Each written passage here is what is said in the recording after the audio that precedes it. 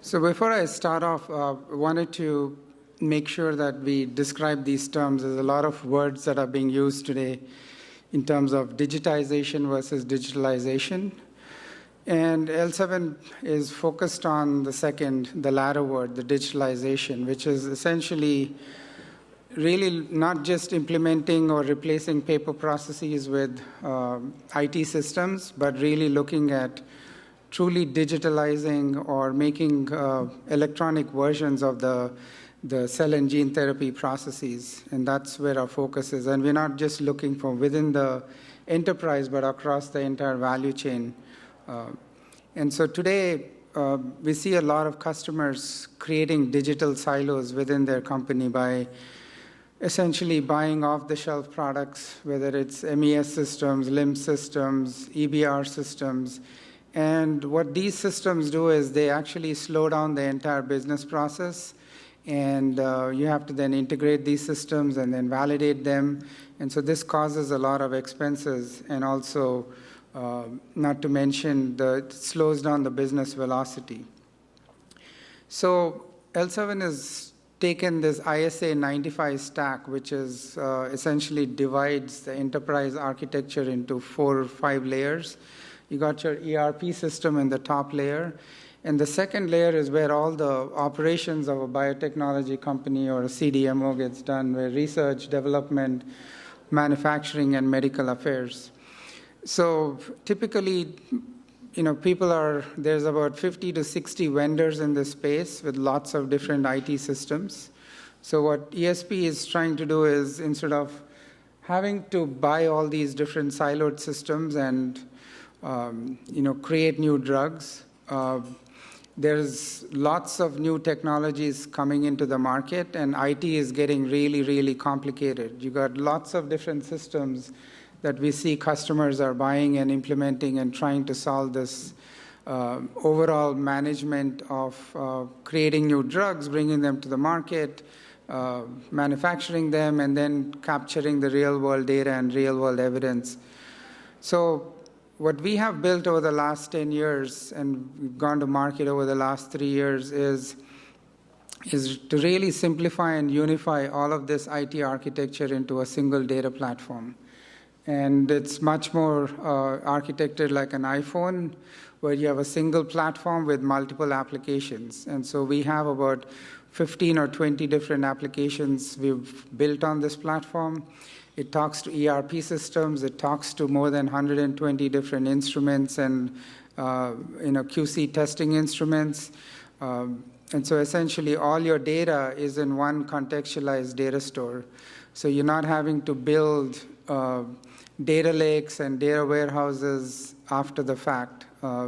You can buy whatever applications you require at the stage of the company you are in, and then you keep adding new apps as your company matures. So in a fully digitalized enterprise, you want to make sure that all your operations are fully integrated with a common data model without having to buy lots of different vendor systems. But we also understand that some of you may already have existing systems. So ESP actually works with existing systems as well. So if you have an existing LIMS or an ELN, it can integrate to all your legacy systems. And we also we keep the whole chain of identity, chain of custody from a vein-to-vein perspective. So whatever the sample is to the end of the manufacturing of the drug or creating a QC report, we manage all of the chain of identity and chain of custody, and everything is fully audited in the platform. And it's also fully cloud-enabled, so we basically install the software. We can host it, or we can put it into your cloud, talking to your instruments, whether it's AWS or Azure. It doesn't matter to ESP.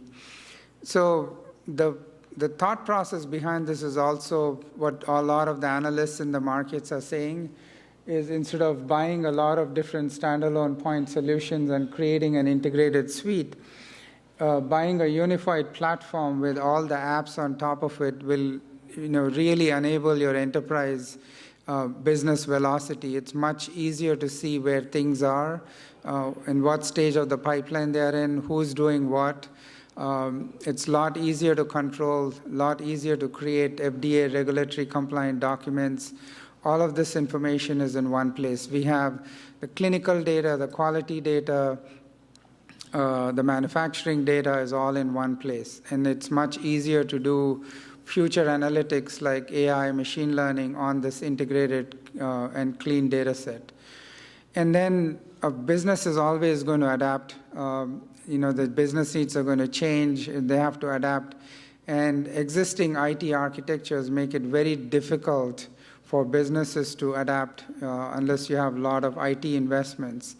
So L7's taken this approach that we call as a primitive model-based approach, which is very similar to Lego blocks. So we have Lego blocks called data models, which include things like manufacturing slots or vectors or viruses or subjects, patient studies. These are all little building blocks in L7 that you can very rapidly combine to build your model. Instead of saying, hey, we know what the model is, we basically we have a life sciences model, but it's not one hardwired model. It's really very quickly assembled within a few weeks to really fit your business. And you can add on to this model, you can add your own data models, and you can extend models. And the next set of primitives are process primitives. These are things like cell counting or flow cytometry. These are all protocol models. And you can take your protocols that you've developed and put it into the system, and then they become building blocks. And then the third set of primitives are connectors. These are all the instrument connectors. So now you have a library of these Lego blocks, instrument connectors, protocol primitives, data primitives, and then you combine them to create your products. So it's literally, we have a graphical user interface where you can drag and drop, and process experts can build these without having to need expensive IT integration or several implementations of different IT systems. This is one drag and drop creation of your recipes, whether they're QC assays or whether they're manufacturing. L7 ESP doesn't care. And then if you want to change and build a new product, you're literally dragging and dropping, reusing whatever the validated protocols are. So this becomes a reusable environment where you store all your primitives and then you keep using them as you build new products. And we have lots of connectors, almost 120 connectors to various types of systems, including logistics carriers like Cryoport, World Courier, FedEx. We have lots of different applications like electronic batch record applications, electronic lab notebooks, environmental monitoring, inventory management, laboratory management, location management, the scheduling of your clean rooms, clinical operations, stability testing, intelligence, MES. So the whole point here is you don't have to buy lots of different systems and try to integrate all the data and just have to buy one platform, and then you can buy whatever apps are needed for that part of the business. And all you need to do is create your content, which is your recipes, your QC assays. And we have, like I said, a low-code environment where you can drag and drop, and a non-IT person can develop these workflows, and you essentially put it into the platform and execute it. The entire platform is fully validated. We have, I'm going to show you some case studies. This is an immuno-oncology company called Rangadass. They're phase 3 ovarian cancer trials.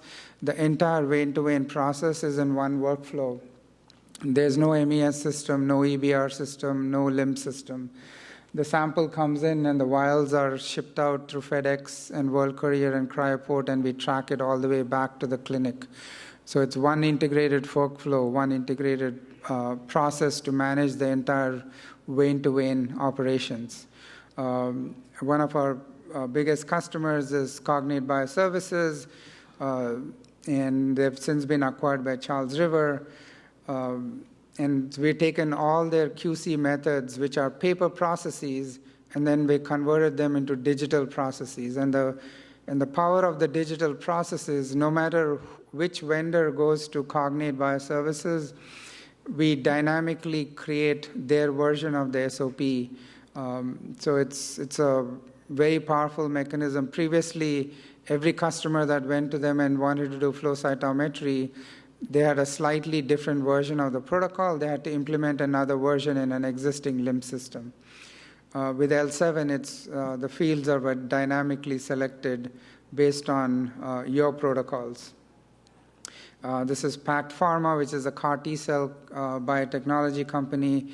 They've streamlined all their manufacturing and QC processes within the ESP platform.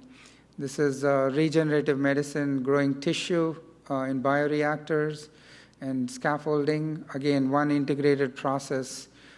So in conclusion, there have been a lot of effort to take existing platforms that worked for chemistry-based drugs or pharmaceuticals over the last 30, 40 years.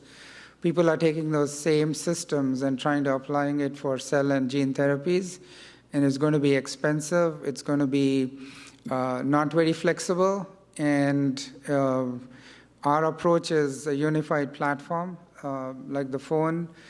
We have built 15 or 20 different applications. Our customers have built more than 200 apps on that platform. So it's a very open platform. It'll grow as your company grows. And we have, like I said, gaining a lot of interest within CDMOs and biotechnology companies who really see that this is the first software that truly digitalizes your process. It takes your paper process and creates an electronic file. And if you have a biotechnology company, you can take that electronic file and send it to a CDMO, and they can literally drop it in. So your tech transfer times will dramatically reduce. Instead of going and meeting and having discussions with lots of documents to do tech transfer, you just need to go with an electronic file and put it into an ESP, and it'll automatically run the process.